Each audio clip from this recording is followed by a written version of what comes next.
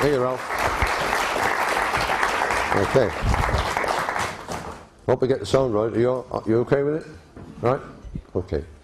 First of all, thank you all for coming, and I'm very pleased to be here myself. I began research in 1976 on the topic of ancient British history. Now, prior to that, I took a degree in economics in a university, and I worked in industry. And I got to, well, there's no exaggeration, quite high level. And I worked mainly in steelworks and then into the rebuilding and reconstruction of shipyards.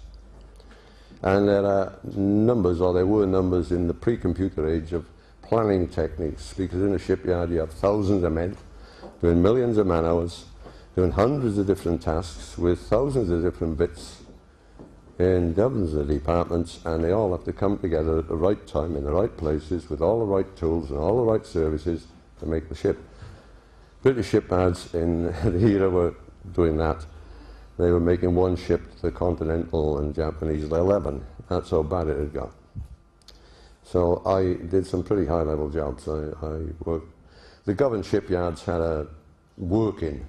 The workers occupied the yards and they threw the management out. It was insurrection. They should have sent the army in instead of which they sent me. And I got them going again. And I dealt with the rebuilding of shipyards in Italy for warships and so on and so on. And I'd come to the point where I was absolutely fed up with it, and I had enough money. And my colleague, whose family I knew, came to me one day and he said, you know, you've got a hobby of history. I got this little notation in this old book that says Elweary, from the north, Newcastle, married a Welsh king named Morgan. So I said, well, that's right, Elweary's the daughter of King Bacchia, and she married Morgan, the son of Arthur II. So he looked at me and he said, Arthur who? I said, Arthur II. Because you see, they were teaching King Arthur in the Welsh schools till 1924 in some cases. And I had a school book of that year, King Tudrig, King Moirig, King Arthur, you know. Well, everybody knew. Chris Barber up in Crickhowell, he had 2 books, different ones from different schools, telling all about these kings. You see, Wales is not a principality, it's a kingdom. And there were 80 successive kings. So I thought it out, and he said, do you think we could find this guy, Arthur? I said, don't see any problem. They all got notations on where they're buried in the records. Somebody could go and look for him. And that's how we began. The project expanded because it took no time at all to realize that somebody, since around the year 1714, had been very busy abandoning the ancient history of England and Wales. They'd been demolishing it, obliterating it, and getting rid of it. The ancient histories of England and of Wales tell that the first migration into our country took place around 1500 BC. And someone named Albine was sent here from Syria, believe it or not. Well, this was laughed at and jeered at, but the story goes that Albine's daddy is a fellow named Diocletian. And Diocletian had 33 countries or provinces under his rule. And some of his daughters ruled some of these provinces. Also, he had a big enemy named Labanna, who caused him great trouble, but Labanna finally married one of his daughters. All very prosaic, can't possibly be true. Throw it out. In 1922 to 34, Leonard Woolley, a magnificent scholar and archaeologist, dug up the necropolis, graveyards, of the 3rd dynasty of Ur, out in ancient Syria, that area. The 3rd dynasty of Ur was probably the most powerful of an ancient era around this 1500 BC period. And the #1 king of the dynasty was none other than Dungi, Diocletian. And Woolley discovered that this guy had ruled 33 provinces. Wow. He also made his daughters rulers in some events. But better still, his kingdom was attacked by the first king of the Hittites named Labanna. And afterwards, Labanna married one of his daughters. Now, the funny thing is, how would the English and the Welsh have this ancient tale, certainly around William the Conqueror's time and earlier, and Woolley digs up the story identically in 1922 to 34. That makes sense. The tomb of Diocletian was a palace, 2 stories above ground once upon a time, 2 stories underground, steps going down to it. Nobody heard much about it because at the same time Carter found Tutankhamun and the whole thing got swept aside with the euphoria about young King Tut. But in the votive area, religious area, in one of these underground rooms, there was a table of metal, and on it was little reclining bulls and standing ones and sheep and orbs, balls. Doesn't sound much. Just before the war, they dug up the Lexden Mound, right, in Colchester. Kinvelin, yellow hair is supposed to have been buried there. In the Lexden Mound, they found a votive area, religious. And there was a metal table, and on it were little bulls and little sheep and balls. They're in the museum in Colchester. Identical. Absolutely spot on, identical. Now, when you find this sort of thing, you have to have a little thought. Now, maybe there's something in this history. Now, I know that the archaeologists fiddle with the radiocarbon dating. I can come to that later, and they do. 1939, they found 3 ships in the Humber, in the mud. And they said, oh, wow, Viking ships. Gotta be. About 10 years ago, somebody had the bright idea of carbon dating some of the wood. Not Viking. The date they came up with was 1550 BC.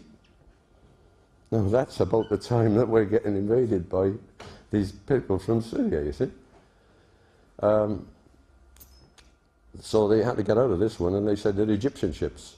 They don't look anything like ancient Egyptian ships. Nothing at all. They've subsequently, I'm informed by Ralph, redated the carbon dating.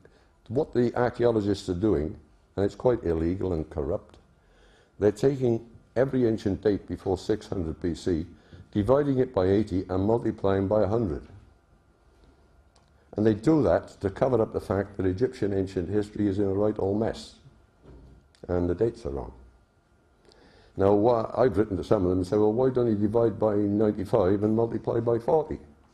Or why don't you divide by 67, multiply by 200? You know, why this formula? But it's the one that gets them into the right bracket. And you only got to do a few calculations yourself to see how it works. So we were into ancient British history, and we realized we were in a big way. Some of the early historians of the Norman era, William of Malmesbury and Matthew Westminster, about 1130 and 1120, those periods, they made lists of all the people who'd come into Britain over the history. You know? Amongst them, they listed the Ealda Susenas. The Ealda Susenas are the old Syrians. We're back to Albion again. And they said where they lived. So if anybody ever worried or thought, how did the name Surrey come about? Because you got it. Surrey, Syria. If you read Homer's second book, the Odyssey, that's attributed to him, Ulysses comes home from his travels, he meets the bailiff who's looking after his farms for him. He said, where did you come from originally? He said, I come from a great big island out in the Western Ocean, Britain probably. It's called Syria. So the idea of this Albion thing, what I'm trying to get at is our histories are well founded. The second migration into the UK is the Brutus migration, okay? And Brutus is a great-grandson of the grandson of Aeneas of Troy. Now we got a problem, because Brutus is supposed to come here about 150 years after the fall of Troy. He's an old guy, and he arrives in 500 BC. That would make the fall of Troy around 650 BC.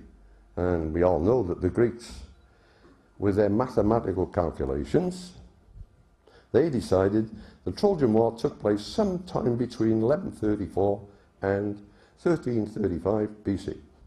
They don't know quite when. And they got there by mathematical calculation.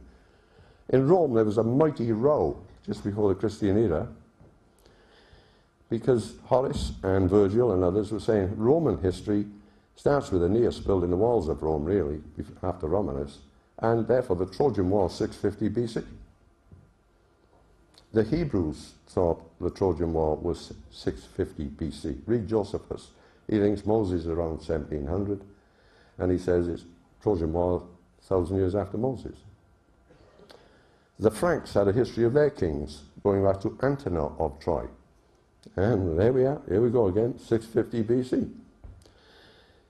Funny thing is that if you read Greek and other histories, they say after the Trojan War, a strange, dark period descended upon Greece. No one lived there, no one died there, no one built anything, no one made anything. Nobody lost anything that we could dig up and find. It's Rip Van Winkle land. And suddenly a trumpet blows and everybody's up and running again. There's a 550-year gap. The same gap is appearing.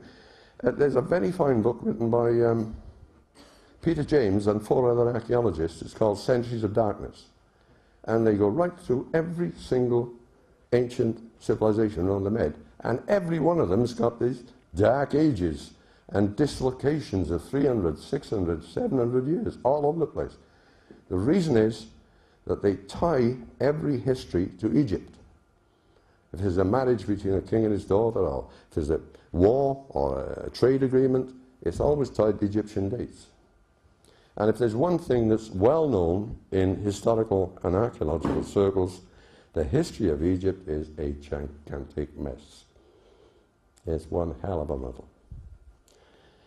That affects us. It affects us in that it makes a mess and a nonsense of our history, Brutus getting here 500 BC.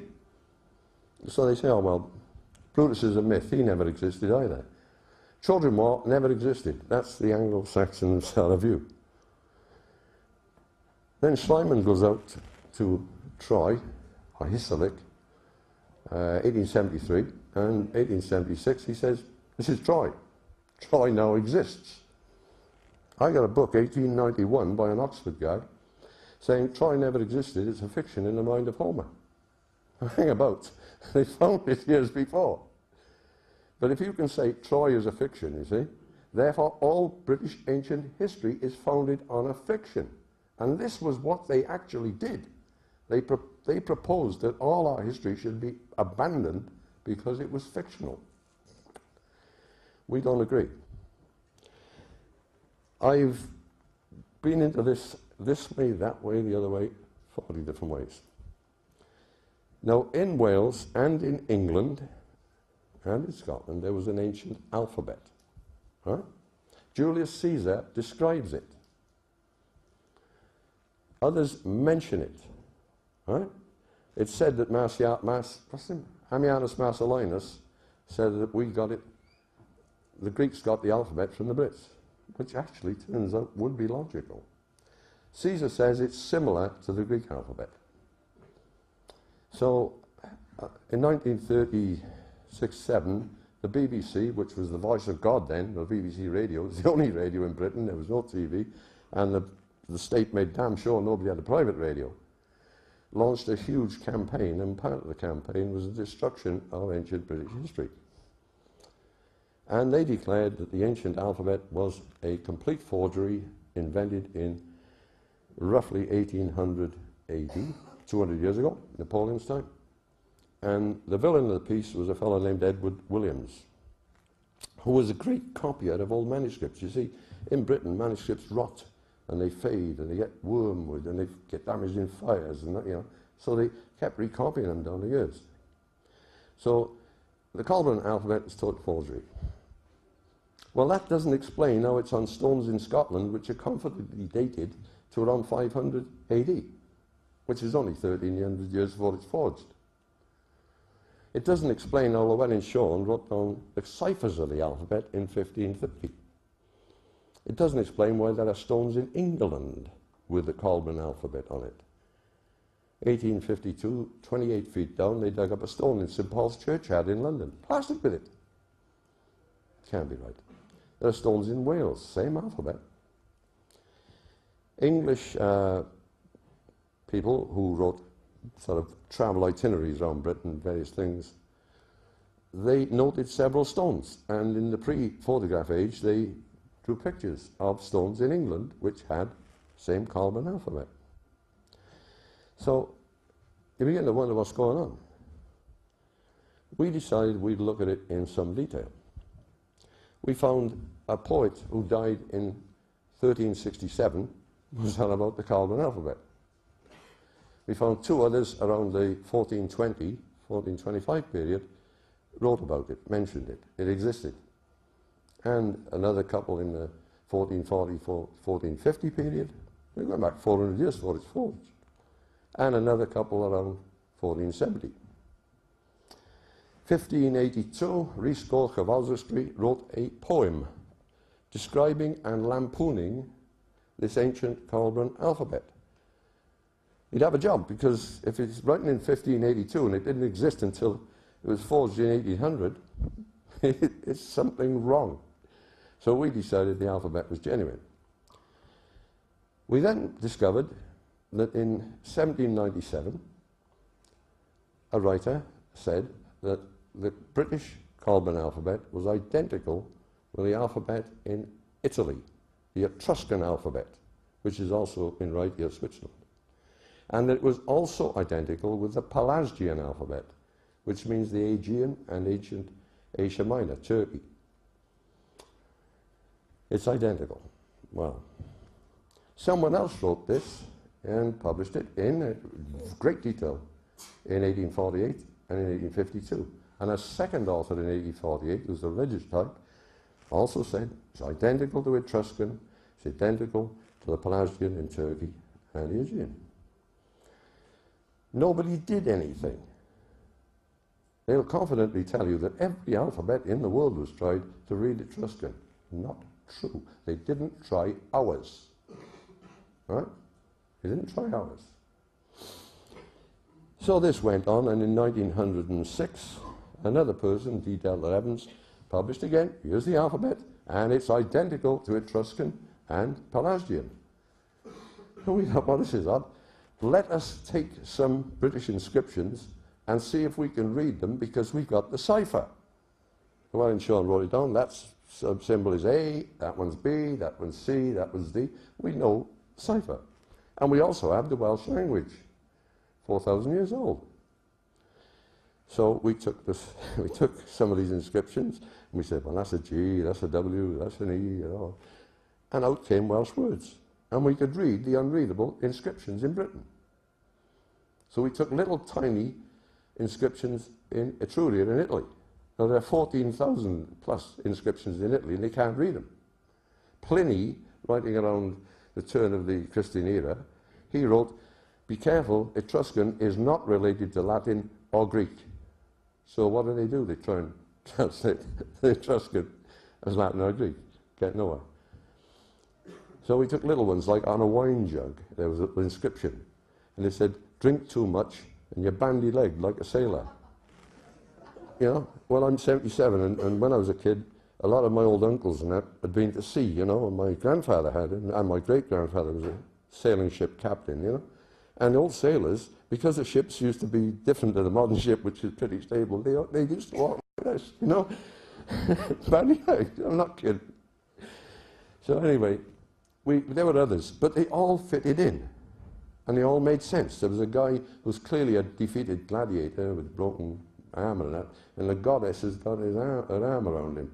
And the inscription matches that scene perfectly. It says how he's getting succor from the deity, you know.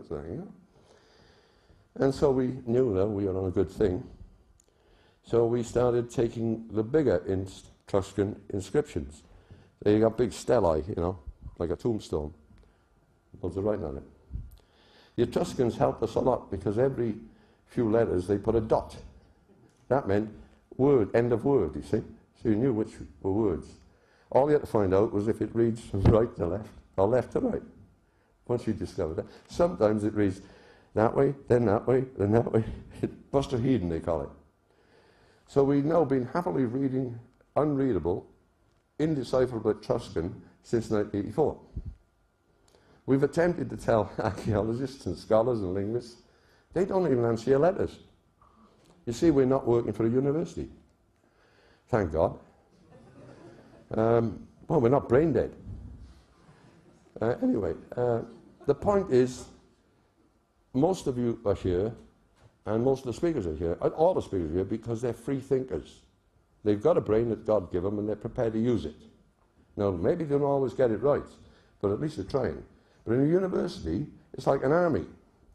You get people in, some of the top people in the top universities, they're in charge. And they say goes, and if you don't say what they say, you're looking for a promotion elsewhere, or maybe looking for a job elsewhere. And they're too regimental. Well, we decided to move further back, and we went to the Aegean and Turkey, and we found that in 1876 a large inscription had been found on the Isle of Lemnos, right? And it showed a man with a spear, and there's an inscription clearly in Colburn. Same alphabet. All over it again. So we deciphered it.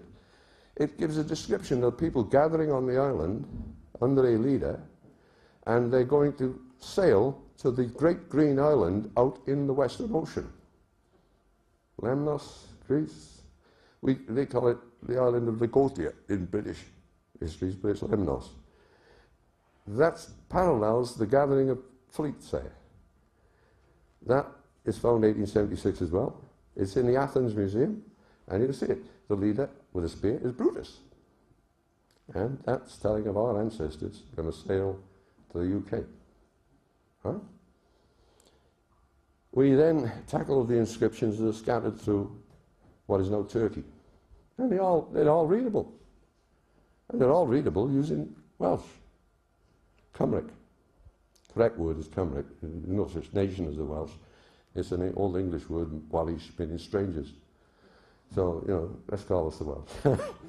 By the way, my father's English, my mother's Welsh, my colleague is a Geordie. So we're not Welsh nationalists, as we've been accused of being. Right?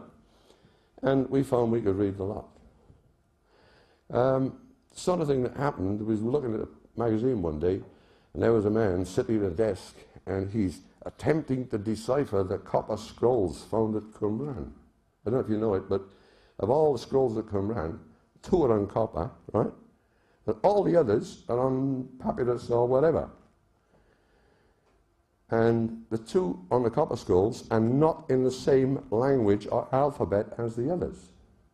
Professor Kyle MacArthur, I was in the States, he said that he was going to try and decipher them. He didn't know what the alphabet was, and he didn't know what the language was, but it was Hebrew. And he then said, what has happened? They must have given the copper to be inscribed to some village scribe who was out in the sticks somewhere with a local village dialect and wasn't very literate. Now hang about, copper was nearly as expensive as gold, and papyrus, and that was cheap.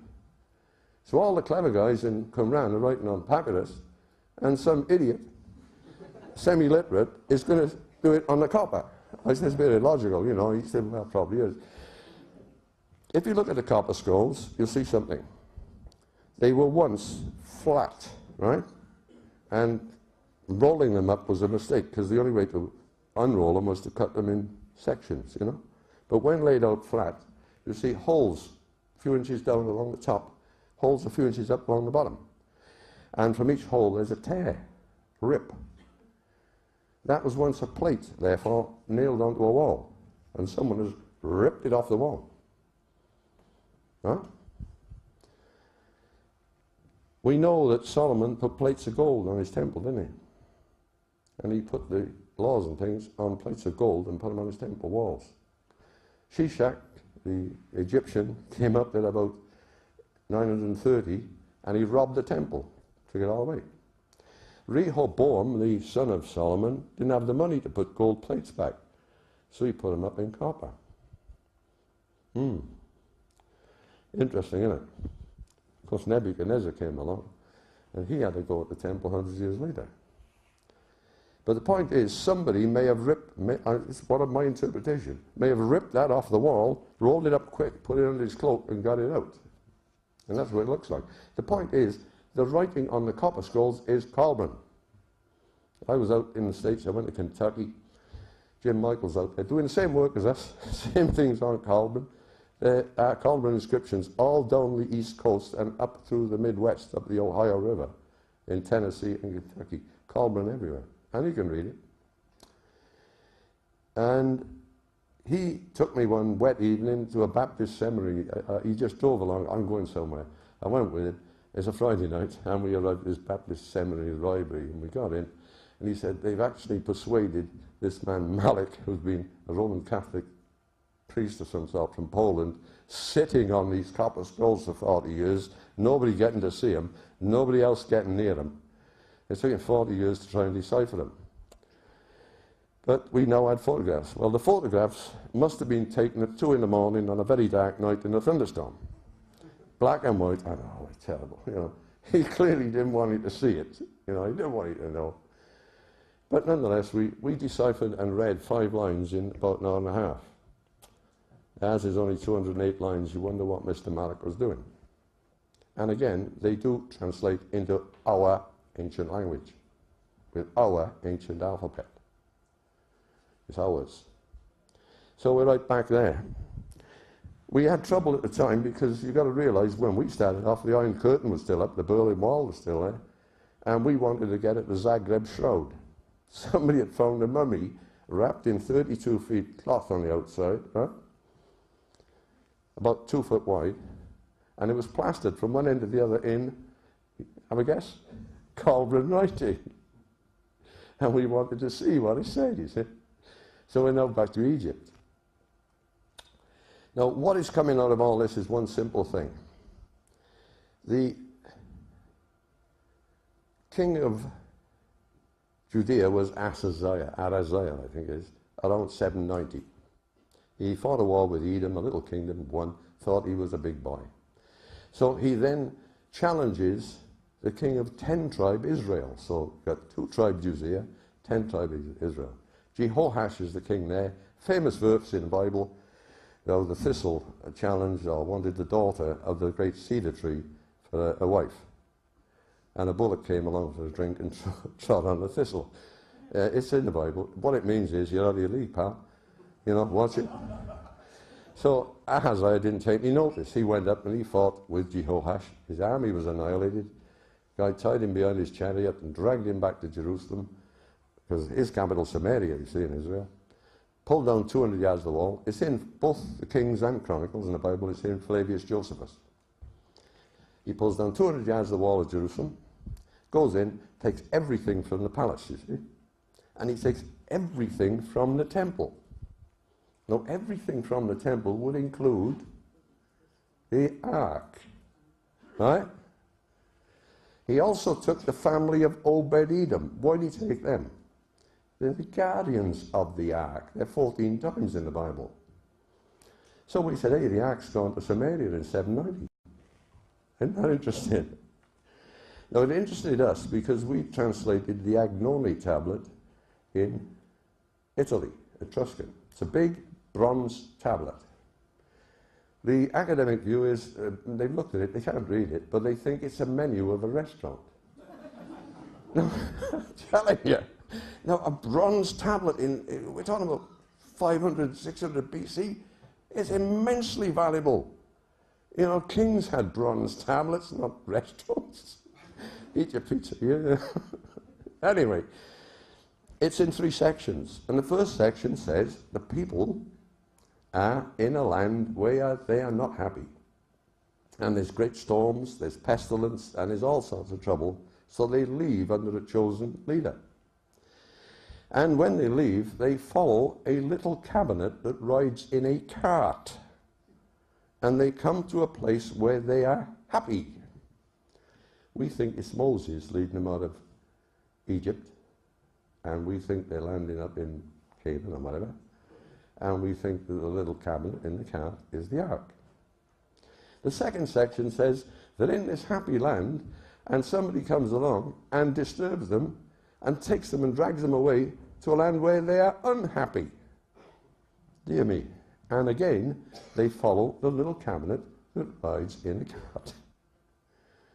Well, you've got to remember, one of the kings of Judea paid an enormous sum of cash, enormous sum, to the king of Assyria, Tiglath-Pileser III, to persuade him to attack 10-tribe Israel, you see, which he promptly did. Give me the money. And they did. And that was Tiglath-Pileser III in about 740 BC. He's followed by Shalmaneser IV, Sargon II, and Sennacherib.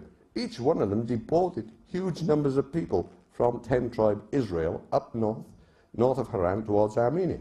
So it's in records. Now, Sennacherib transported 202,020 people in one go. So these are not moving small moves, they're taking the people away. They moved in other tribes then from Persia, which became Samaria. It became Samaria, no longer 10-tribe Israel. So we got the 10 tribes of Israel now up north of Haran. And they've followed the little cabinet in the cart.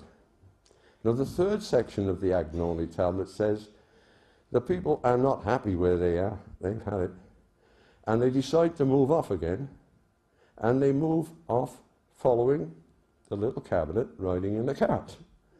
And they go through many lands and they arrive at the sea where they take ship. And go. Well, obviously, if that's the Dardanelles, that's the journey of a people called the Cymry. The Assyrian records call them the Cymry. Khumry. Right? They're on stelae in Assyria as the Cymry, King Jehu is. The Greeks pick up on them as they go through Asia Minor, 650, 687 to 650 is the dating, when Sennacherib gets murdered in a temple by two of his sons. The other son, Esarhaddon, fights them. There's civil war in Assyria. What a perfect time to take off and shove off, get out of it. And that's what they did. Second book of Esdras, chapter 14, will tell you how they crossed both branches of the Y-shaped Euphrates River. It says so. And they're going west. Greeks then met them in, or knew of them in Turkey, Asia Minor, called them the Cymri. They were really a menace. Everybody saying, oh, they come to all, let them in, get them out, keep them going. Don't want to know. There's too many of them, you see. And half of them go to Etruria. That's in Herodotus. Half of a nation goes to Italy, Etruria. The other half stayed there till about 500. And then they come to the UK. Now we knew if that little box that rides in a cart is the ark taken from Jerusalem, not south by little baby Menelik in his carry cart to Ethiopia, it went north, right? And if it went north and it went to Dardanelles, it either went to Italy, Etruria, or it came to the UK. Didn't it? What's a grail? Spell a grail. G-R-E-A-L. The proper spelling. Manuscript of 1106, Us Saint Grail. 6th year of Henry I, Us Saint Grail. Big manuscript. That's when Mallory took his stuff, purloined lumps of it to write the Morph Data. He didn't take all of it, he just took bits. It's not in English, but nonetheless it's there. So, if you're looking for a grail, if you look in the 1688 Welsh Dictionary, you'll find a grail is a valuable document. The Magna Carta is a grail. American Declaration of Independence is a grail. The Talmud would be a grail. The Quran would be a grail. The Bible would be a grail. Magna Carta, as I said, King John, it's a grail. That's what you're looking for. If you've got a holy grail, it's a guess on our part. We think it's the tablets of Moses where he wrote the 10 Commandments. And they're inside the ark. Right? Didn't think I was going to talk about this, did you? Right. Cardiff and the valleys up around there always had a legend. And the legend was known to me when I was a young kid, in the 30s now. Everybody said about it, it was just a local story. There's a great big box somewhere, a wooden box, and inside this wooden box is a great treasure. And the box is guarded by what they, in Welsh, two Cig Fran Goa, which means flesh-eating crows, ravens. A cherubim of old time wasn't a nice little angel, he was a fearsome dragon beast with wings, you see. So, it's not difficult to see the great box as a wooden box, as the ark is a wooden box. And it's not difficult to see the two cherubim placed on the gold top of the ark with their wings outspread. You've seen Raiders of the Lost Ark, Indiana Jones, that sort of thing. And it's not difficult to say, well, that may be the ark. And so we set out to find the ark. Not difficult, actually. All over South Wales, Glamorgan, Gwent, there are huge mounds, mainly on hilltops. Huge earth mounds, I mean really big earth mounds, size this room. Some are smaller. And my colleague said to me one day, he said, Alex, what's that one up there, you know? I said, he said, a bloody, I said, a bloody head. Oh, I said, that's a ferocious warrior. And sometimes a penny drops, doesn't it, you know? We'd already learned, ignore the Greeks, ignore the Romans. You want to find something out, ancient Arab, ancient Hebrew, ancient Egyptian names. The ancient Arabs, Hebrews, and Egyptians called the star constellation Hercules a ferocious warrior. And a penny was dropping, oh boy, because over to the other direction is Tumbalu, the he-goat, Capricorn. And over the other way, we had a bloody boat ship on the top of the hill, and that was spot on for the great constellation of Argo. Now, if you've got 2 or 3 stars, you can triangulate and find a pole star. Am I right? So we did, and it's a standing stone. And from there, we found all these big mounds. They're all named and located for stars, the major stars in the heavens. So you got a star map on the ground. They go on about the NASCAR drawings, don't they, in Peru? We got something better and bigger. We got huge mounds stayed up, a gigantic map of the stars in mounds. Just outside Cardiff on the Garth Mountain, there's 2 big ones and 1 little one. It's right for the belt of Orion. Down in Morganstone below, big one in the woods. And you can find the 4 outlying stars of Orion. Come across the way in Cardiff, houses built all around it. Taurus, big mound. Another one on the other side of Cardiff, on top of the hill. Aries are up, and you go on to Capricorn. And they're everywhere. And that's how you get after the ark. All you got to do is find Regulus, which is the biggest of the lot. You see, we said Regulus because Regulus star is the biggest star in Leo, the lion. And Leo the lion is the emblem of Judea and Jerusalem. So we thought there's a good chance that that's it. It's a man-made mound, about 4 acres of it, 60 feet high, all man-made, on top of another hill. Someone in antiquity built a stone wall around the top. Right? No gates. Why did they do that? Why would they build a stone wall on the top of a Welsh hill? I do not know. But the inside area is called Golwg, which means place of worship. And the whole mound is on its bill. On its enclosure of, or special area of, and then it's, if you've got BWL, it's special place. If it's BYL or BIL, it means ark. There are 4 sumps on the north side, like big hollows in the ground. In the bottom are pits with white stones in them, right? The way they drained ancient chambers in Britain underground is they had a sump in the bottom of the chamber and they ran a little shaft, a tunnel down the hillside. And where it would then come out the hillside, made a little tick, so it came up into the bottom of one of these bowls. They have been excavated elsewhere. So water would run down into the chamber, be bled off down the shaft. It wouldn't rush out and do damage, it would come up in a tick. And there were these white stones filling up these 18-inch circular things in the bottom of the curved sump. It's like a saucer upside down, you know, sticking in a bowl. Perfectly made. Thing is, no weeds ever grew on these stones. So we got a sample and found there were 3 different sorts. One of our lads took them to the museum and other places. They turn out to be stones that can only be found in Cornwall, 300 miles away. So we know there are at least 4 underground chambers there. And we got our lad from London. We have one of the world experts, fortunately. the first guy who was ever able to detect metal underwater. And he'd been out in Oz in Australia, then he was gold mining, and then he was out in Arizona, but he came back and he wanted to meet us. We got hold of him. He's got a metal detector, reaches down 30 feet, and it'll tell you if it's ferrous or non-ferrous. There is an object there, 2 feet by 4 feet, and it's non-ferrous metal. That's as far as we got with that one. Anyway, to revert to King Arthur. Interesting story, isn't it? The Empress Helen brought the cross back from Jerusalem. Do you know that? It's in all our histories. It's in 25 different histories across the world. It's in the Exeter book, which is Saxon. The Empress Helen, the mother of Constantine the Great, she goes to Jerusalem on a pilgrimage. She went on a pilgrimage around Sinai, the steps of Moses, and she went to Jerusalem and said, I want the cross. And of course they hummed and hawed and hiffed and she narrowed it down from about 120 of them to about 50 of them. She got it down to about 10. She finally got to one guy. And she put him in a dry well. And no food, no water. And she wasn't going to let him out till she told her where the cross was.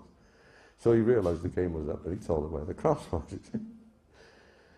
She got the nails, made a bridle bit for her son Constantine, sent him out for his horse, you see, so he's got the cross. Nails. And she plastered the cross with gold and jewels, put it in a silver casket, got in her ships and brought it back to the UK. If you go to Wales, you'll find a little field. The field of the cross, the road of the cross, 10 miles further on, the pass of the cross, the vale of the cross, the wood of the cross. It goes all around the country like that.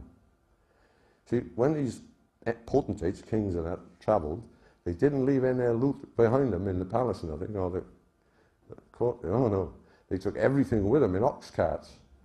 So the wagon train would go about 8 to 10 miles a day. And that's what's happening. She paraded it around the country. And she finally put it in Constantinople. Any takers? No? Which Constantinople?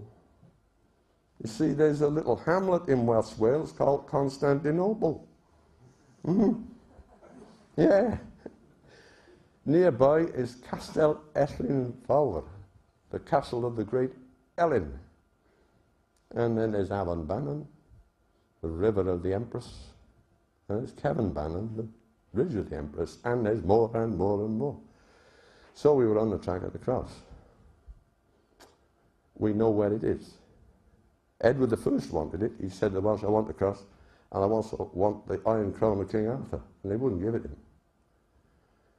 There's a sealed cave, and we've put the old magic machine on it again. And there is an object there about 4 to 5 feet long and by a foot, and it's non-ferrous metal. We think that matches the silver casket that she put the bit of cross in. Okay? So that's the sort of thing that we do.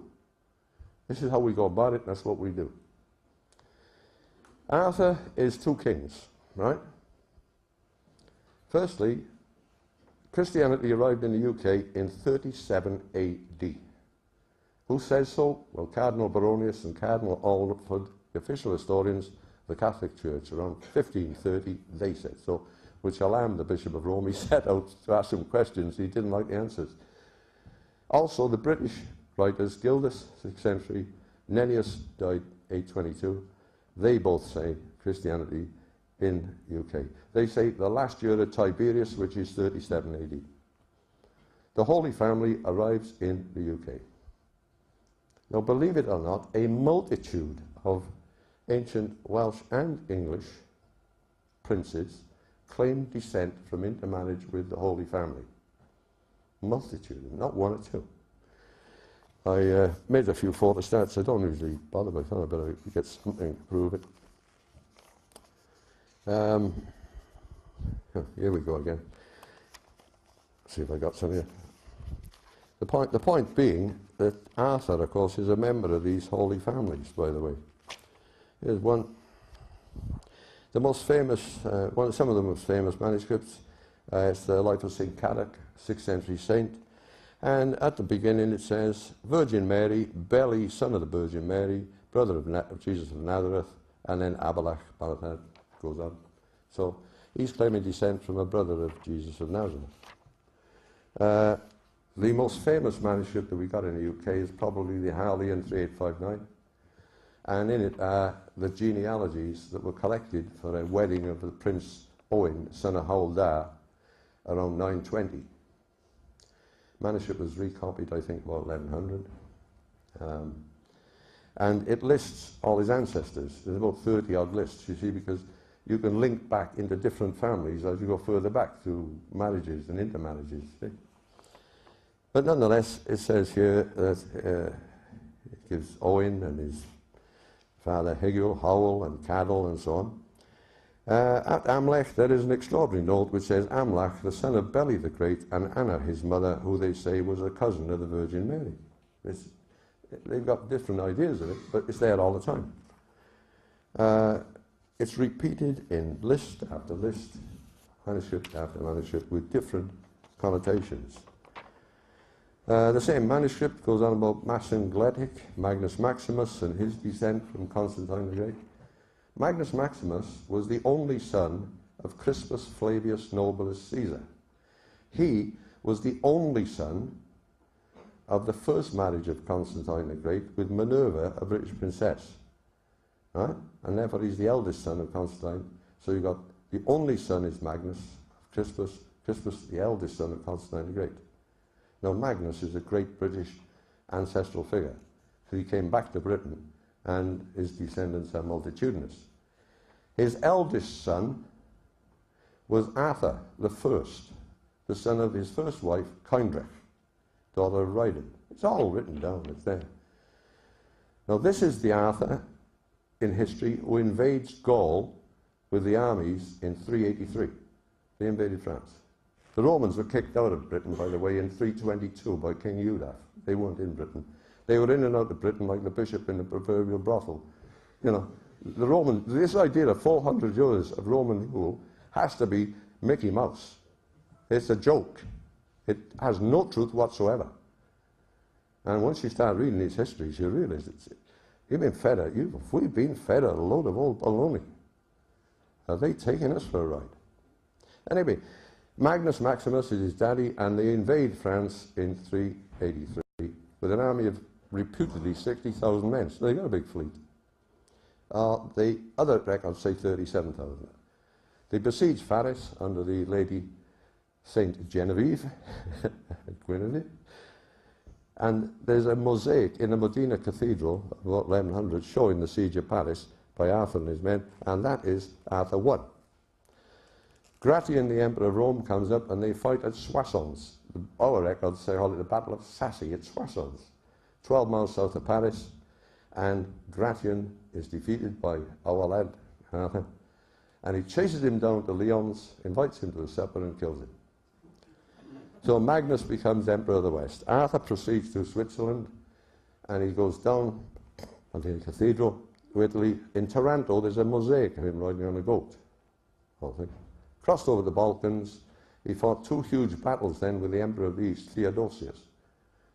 One at Poitovio and the other at Sisica on the Sika River. Well recorded.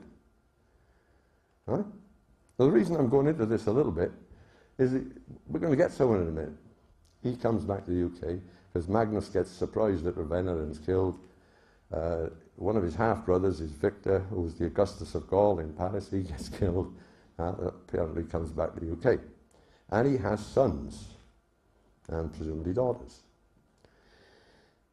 In the year 406, which is not long after this 383 to 388 effort, 20 years, the Vandal Confederation invaded Gaul.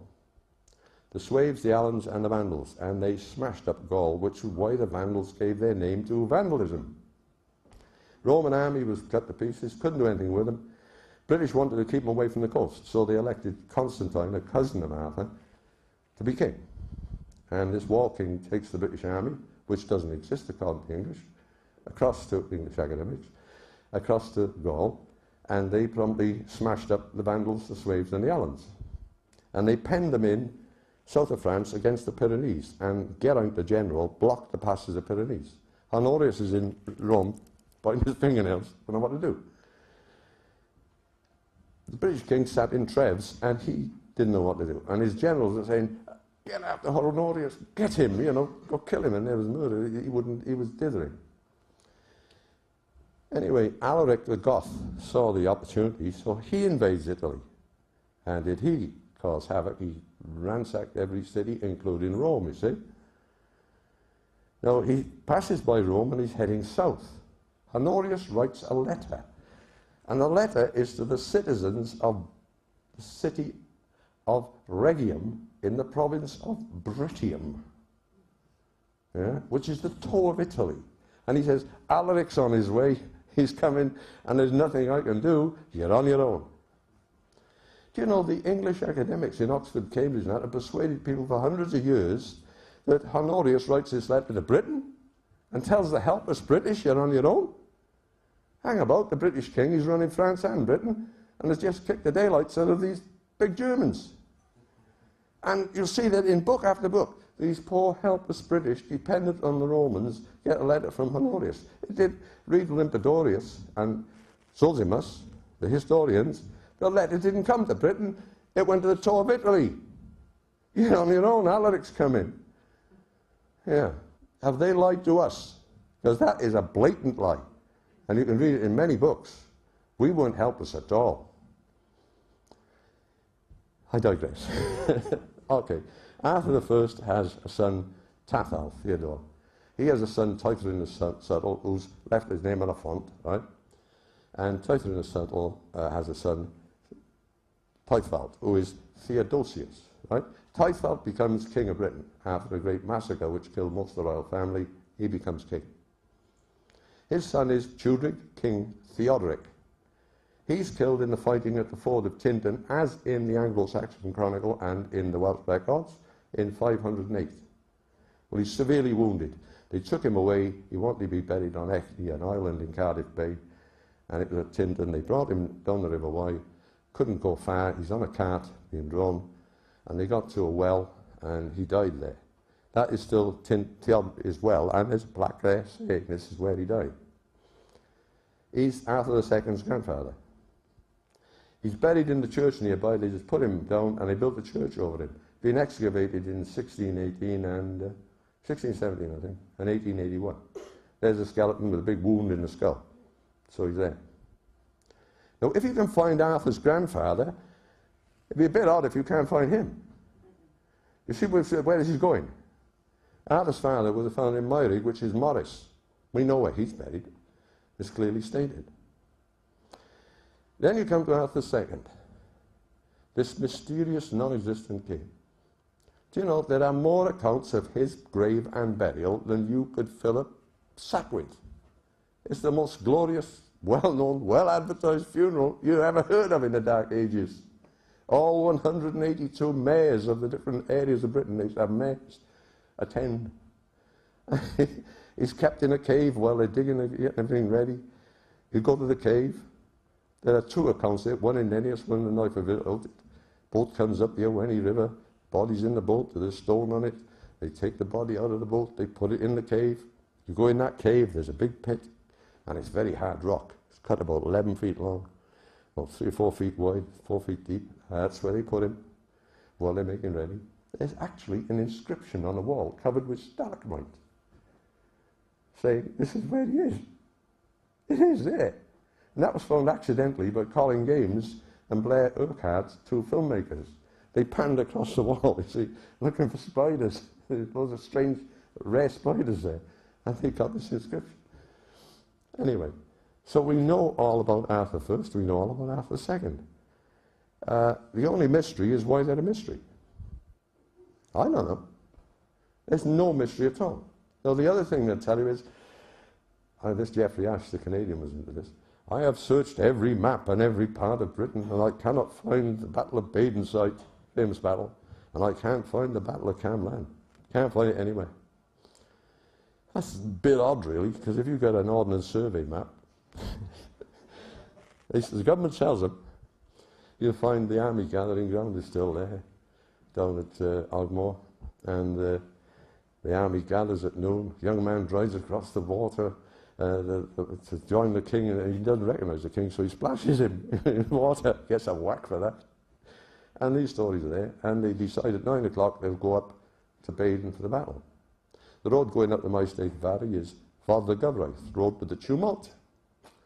And you get there, and on the ordnance survey map it says Mynydd Baden, Baden Mountain. Can't find it. The battle area, I went to Mrs. Giffisoo and the farmer. I said, "Do you mind if I have a look around it?" She said, "Well, you can go anyway because there's a right of way through it." I said, "Well, I'd like to walk all around it, you know, it's your land." "Oh yeah." I said, "Big battle up there after the Romans, really big battle up there." Yeah, yeah. The fields are named Moise Cad Lower, field of battle area. You know, and it's called Mynydd Baden. And there's the Dell of Chastisement, and the local blacksmith remembered all the local folklore in about 1870, so he wrote a little book and drew diagrams to preserve it, of where the army was stationed and how they did it, because it had been passed down the centuries. Now apparently they can't find the Battle of Camlan, none of them. They don't know where Camlan is. It's two battles actually. Arthur brings the army back from Brittany, going to land at Longbourth. Where's Longbourth? Nobody knows. West Wales, nice big sandy beach. You could bring 50, 60 ships in together, right? It's like a D-Day battle, because it's described in the epic poetry like a D-Day battle in the surf, you know? And the Prince Geraint gets mortally injured. That's the sad bit. The Arthur gets his army ashore. The farm on the promontory there is called Longbourth Farm. There's the Prince Bledry is killed in the fighting. Well, just a mile inland in the field there's a big stone that's got Bledry written on it. 3 miles inland, Geraint takes 3 days to die. They send to Brittany for a coffin for him. There's Bathe Geraint Farm, grave of Geraint Farm. And it's a whacking big grave mound. And I had to find it, you know. If you go inland and say, "Where's the old main road going out of here?" Because Modred is now fleeing from his uncle Arthur, who was after him. These are real guys. Get your ordnance survey map. To the east of Dalgethley, Camlan Mountain and Camlan Valley. Same thing. Little winding valley, ideal place to try and stop someone with a small number of men, bottle them up, you know, like a bottleneck. What's the villagers say? "Oh yes, started down there, it did, you know. Took 3 days to get through." They know all about it. Of course, Oxford and Cambridge think that Wales is on the dark side of the moon. Actually, we're not, like, you know. When I say we, it's the Welsh half of me talk, you know. Sometimes I'm Welsh, sometimes I'm English. You have to forgive me, I'm a Brit. But the point I'm making is none of these things or places are hard to find. They're harder to miss than they are to find. Now, there are about 200 stones in Wales of ancient kings. BBC made a programme, you know, on the king, Emperor Carausius. Carausius, anybody? No? There was a triple, often there were 2 and 3 emperors ruling together. Diocletian had a co-emperor named Maximinius, Maximanius or something like that. But there was a third one in the triumvirate, Carausius. So they ruled a chunk of the empire each around, we're talking about the 270, 280 period, right? Carausius is a British king, Carawn. And he ruled Britain and Gaul. And he's known as the Admiral, because he had a big fleet, which stopped any of the other 2 getting at Britain, you see. Now, the joke is, BBC Time Watch said, there is no trace whatsoever of Carausius in Britain. So I wrote him a letter and I said, what do you make of the tombstone of Carausius found at Penmachno with his name on it? It's in the Carmarthen Museum. I had a really hot letter back. No one else has complained about our programme. Well, they wouldn't bloody know. You know, it's hot stuff, isn't it? So, you know, there are names of these kings all over stones. Now, my colleague bought a little group of papers, crumbling papers in a bookshop. He used to go around all the old bookshops buying old books and ferreting about. And there was some very good old second-hand bookshops down there at the time. One was brilliant. He bought these papers, he gave the guy a tenner. And in it, John Strange from England, from an antiquarian society in London, has gone into the darkest Africa of Wales to see if he could find Roman remains. So he goes around Glamorgan and Brecon and he's terribly disappointed. He can't find hardly any Roman remains. Be lucky if he did, because giraffes don't live in the North Pole. The Romans were hardly ever there, right? Now, when they were there as prisoners, they had a going rate, how much you paid for a Roman legionary for a slave. Fact. Anyway, in this thing, he did find something he found interesting. It's a sort of 8 feet high stone, narrow one. The top is floral, right? The middle is a king, and he's holding a scepter in one hand, a sword in the other, and on the bottom is an inscription.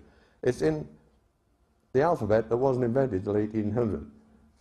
And it says, Godufan the Exile. It's interesting, because Godufan was the king around the year 200. And he was exiled because he was a turbulent and drunkard. And it says Godufan the Exile. Now that really woke us up to reality, you know. Here we, and he's terribly disappointed, this guy. He interprets this, he says, this must be a Viking king, a Viking king in Wales in the 6th century. The Vikings were never in Wales. Well, they did come there twice.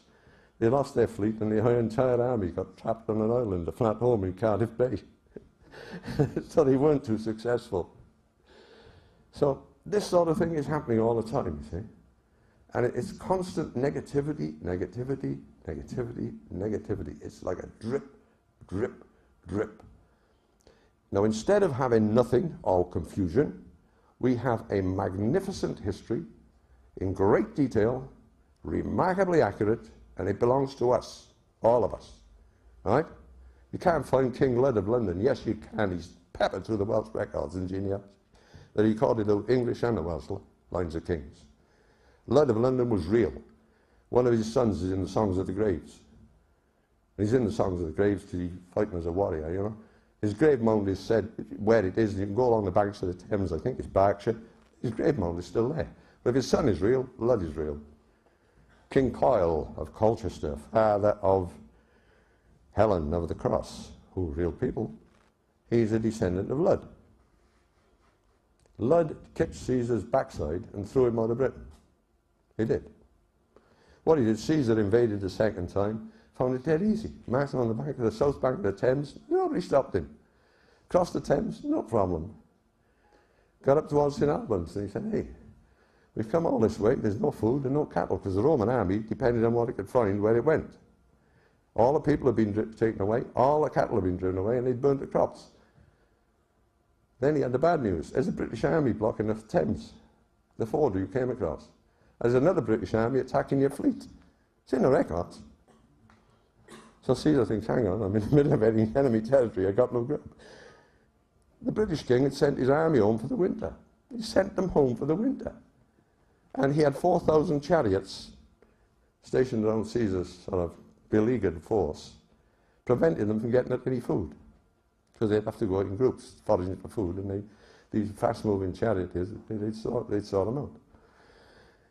The folklore story is that Caswallon means viceroy, sent to Caesar and said, hey, come for supper. You know, you're hungry. And it suggested that he go home.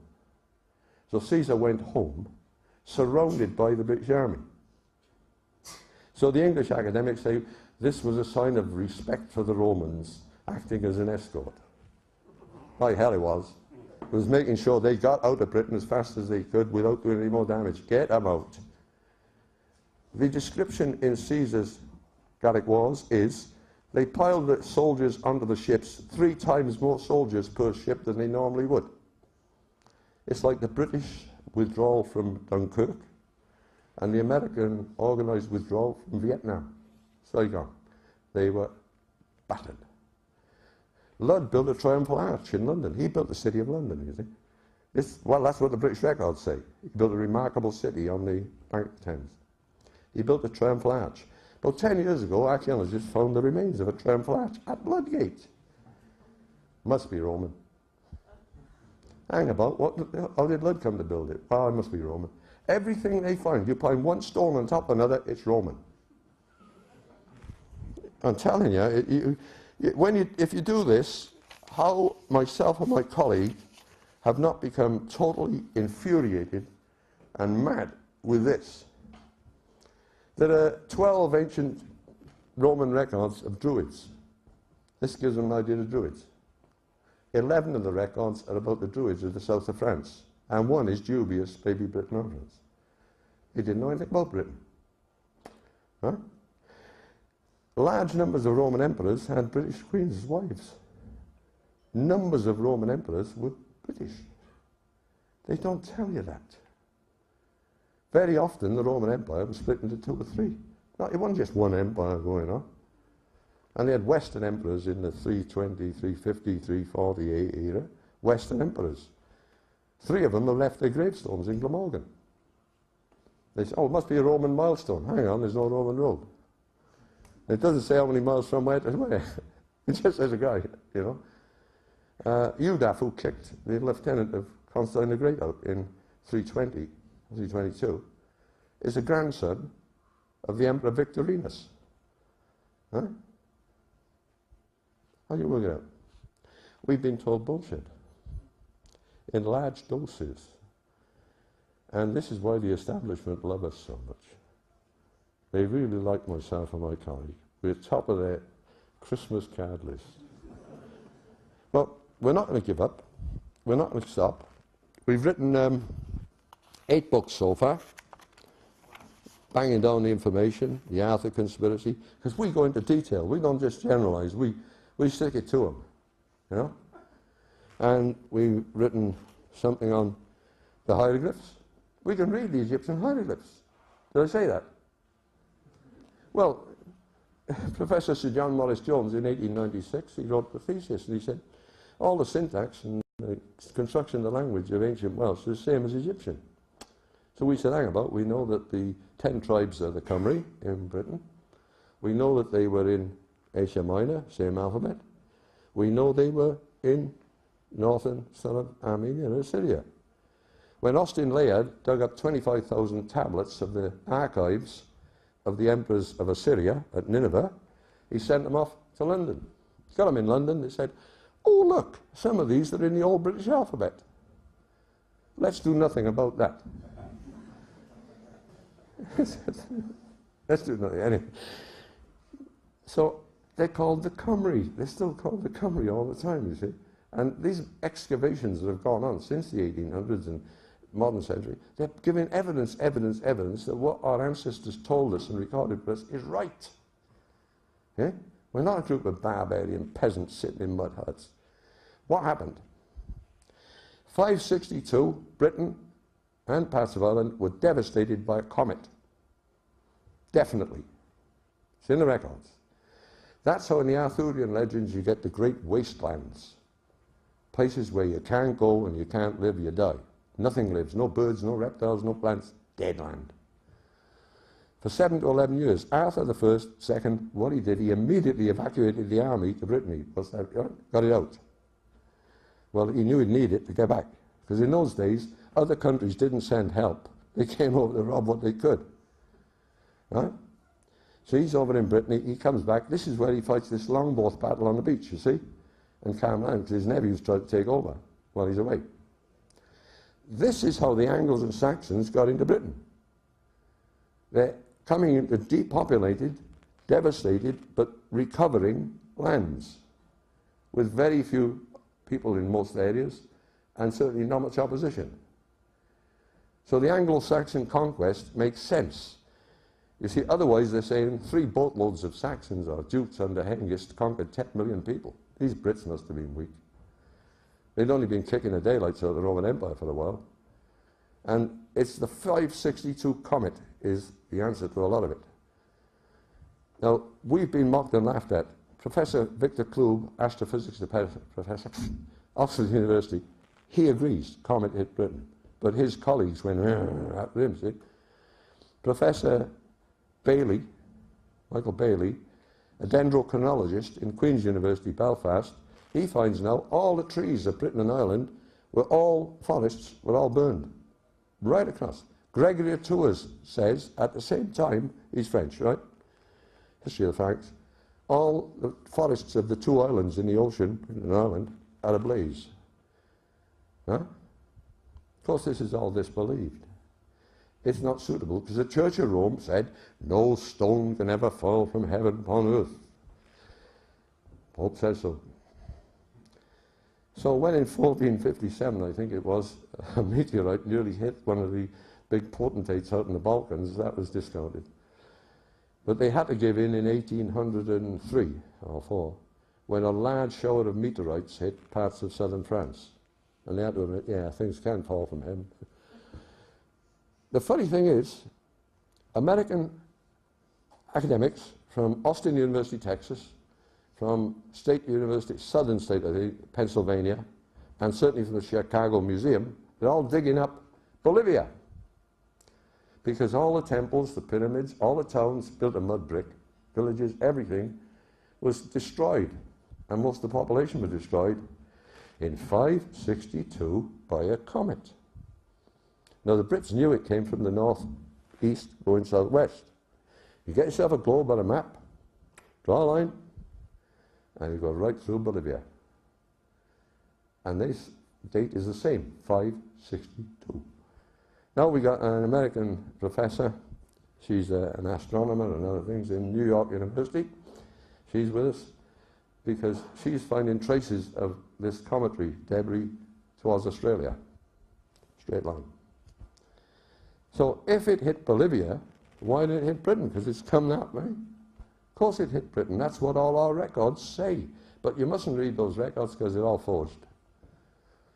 The theory is that for 1,500 years, about 2,000 writers, bards, chroniclers and all, they all got together and they made this gigantic interlocking forgery. And they put it all together neatly. One of these writers was a king. And they made this huge forgery. And they tried to foist that off on the unsuspecting public. What public? I don't know. Now, the theory itself is a nonsense. You know, actually, we collectively are not up against clever people. Or we're not against hard-working people. Because I know that everybody who's come on this platform has worked bloody hard at what he does. We're up against scallywags, time servers, who are looking for their next rung on the promotion ladder. Not going to say anything even if they believe it, because they don't want to be out of a job or out of favour. And this is the way things go. Academia works like that. Now, it doesn't take a genius to see that if somebody descends from Iestyn ap Gwragedd or Morgan, the last king in 1300, Wales is a kingdom, that makes the Prince of Wales look like Charlie. So you've got Iestyn ap Gwragedd, 14 sons. He had brothers who had sons. All their descendants kept their records. They're gentry, you see. There's people walking on today who can trace back to him. If you trace back to Justin, you're back to Arthur II, you're back to Arthur I, you're back to Constantine the Great, and you are back to Brutus, the first king. So when they amalgamated, actually they annexed Wales to England, none of the Welsh lords were allowed in the House of Lords. When they joined England and Scotland, the Scots lords went into the House of Lords. When they joined Ireland into England and Scotland, the Irish peers and lords went into the House of Lords, but not the Welsh. Because it's a pecking order thing. Right? All it's making sense. So you've got two King Arthurs, one descended from the other, one's 6th century, one's late 4th century, one does attack the Romans, one does deal with the Saxons and the Angles. That's why when Polydore Virgil, he was the historian for Henry VIII, the 6 wives, he said, look, you know, this Arthur figure's ridiculous, he's 250 years old. You know? And a Welsh vicar said, yeah, but he's 2 people.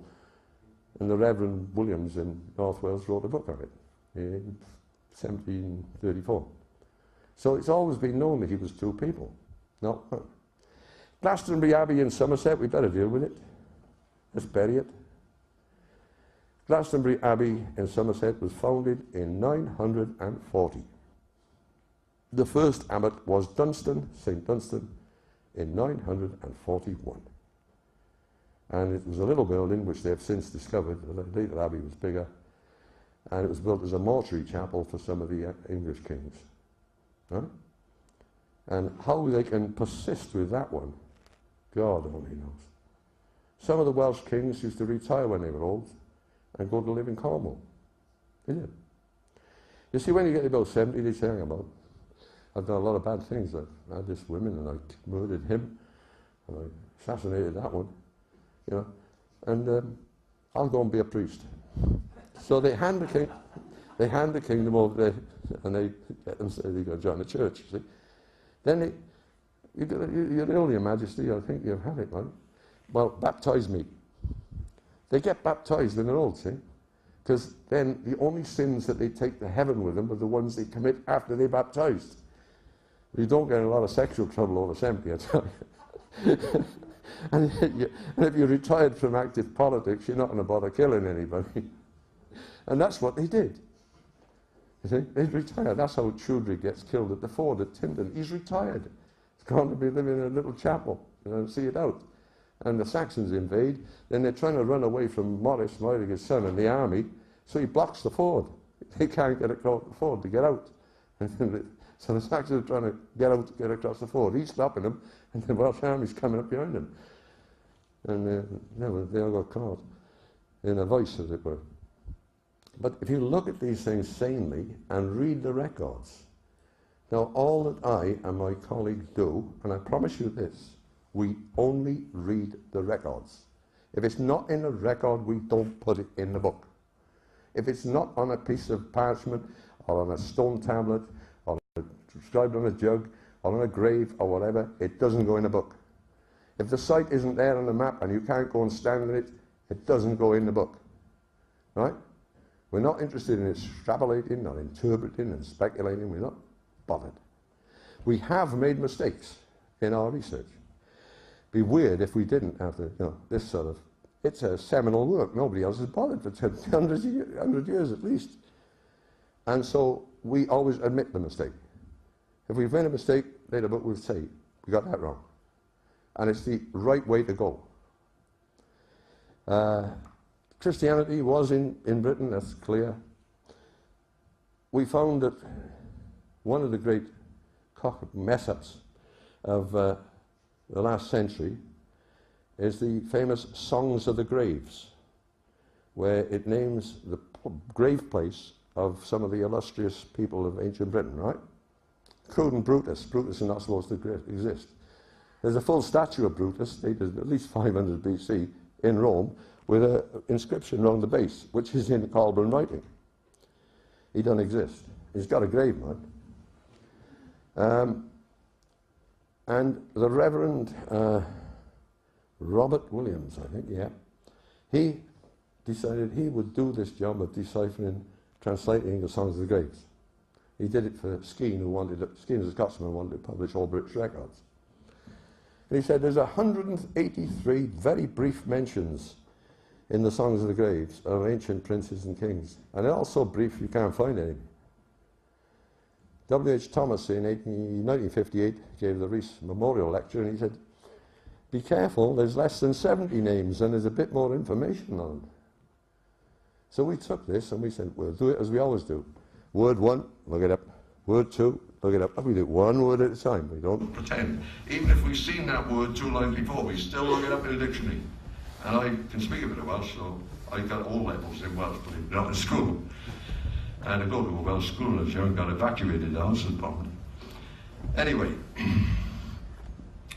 we looked at the Songs of the Graves. There's 23 names of people buried and where they are. So instead of 183 vague notices, there's 23 detailed notices. And you can find them. So, concealed forever is the grave of Arthur. Look that way. It says, a bare exposed place, so be it, is the grave of Arthur. The second line says, it's a narrow place, damp place, and a very windy place. You see, he says, El Huith is a prince. He's buried somewhere. El is extremely, and Huith is windy. It's a very windy place. It is. It's 900 feet up on a hill. And he made a complete mishmash. You've got 2 whole verses on Arthur. They even name the field. Tithe maps will say, they draw a big map and they put a number in each field. And a tithe book alongside it goes number 1, 2, 3, 4, 5 down the book. Field number 1, who acreage, right? Who owns it? Who tenants it? How much you got to pay the church every year at tithe, right?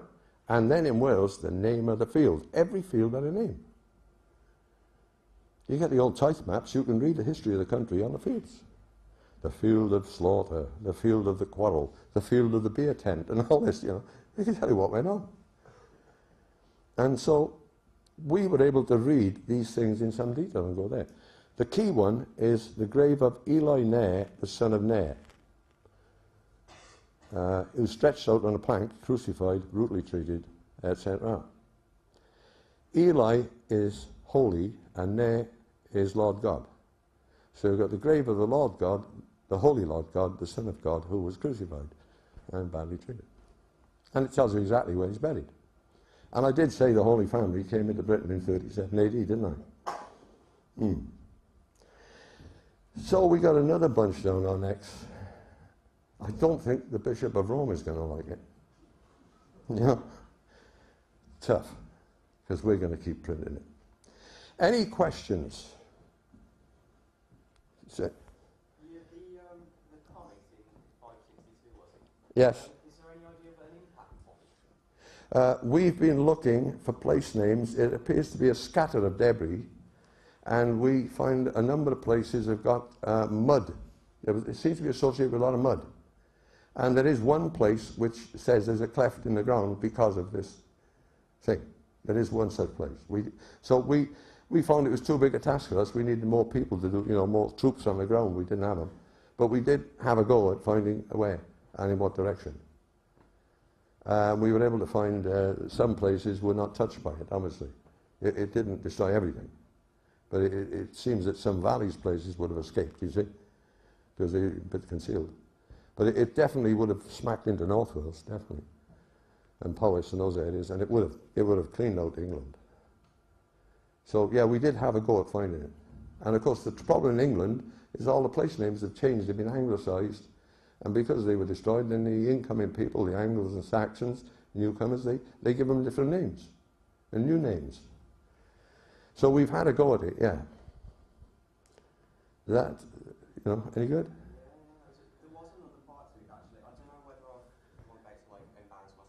No, go ahead, you can. Because I'm not really familiar with it, but I was watching some lame TV programme the other day, and I thought, why the hell am I watching this? And now I realise perhaps why I was. It was a story about some kind of legendary sword that was made out of a meteor. Yeah, I was just wondering if you'd ever come across it. I haven't, no, but this idea of a sword, we know that the sword of Britain, as it were, Julius Caesar, in one of his forays into Britain, fought against a British prince named Nennius. They actually came against each other. And Julius wanged Nennius and hit him, injured him, and he backed him a second time, but his sword got caught in the shield. They used to make a shield out of about 10 layers of leather, not metal, because metal is shatter. So they have a big, thick leather shield. Caesar's sword got wanged into the leather.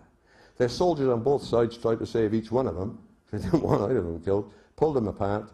This is the story. And so the British had Caesar's sword as a trophy. A great trophy, we got Caesar's sword. Good. They kept it. It certainly was believed to be around at the time of Constantine. The English king Athelstan had it. It's in his records. And at one time, through marriage, it went to a nobleman in Belgium and then came back. It's listed in the possessions of King John. Now, English kings are frequently shown with two swords, one in each hand, sitting on the throne. So there were two swords. One sword, the other one, was dredged up in the Thames. They think that was that one, in the Thames. And it's now in France. And we've tracked that. In 1649, was it, Cromwell sawed off Charles I, had him executed. The Roundhead soldiers took all the treasures of the royal treasures, grabbed them. So Cromwell and his parliament did a sensible thing. They said, look, anybody bringing anything back, jewels, whatever you got, you will not be punished and you'll be paid a sum of money for bringing it back. You want to sell it black market, huh? I'll break it up. Everything came back except one thing, the sword. Didn't come back.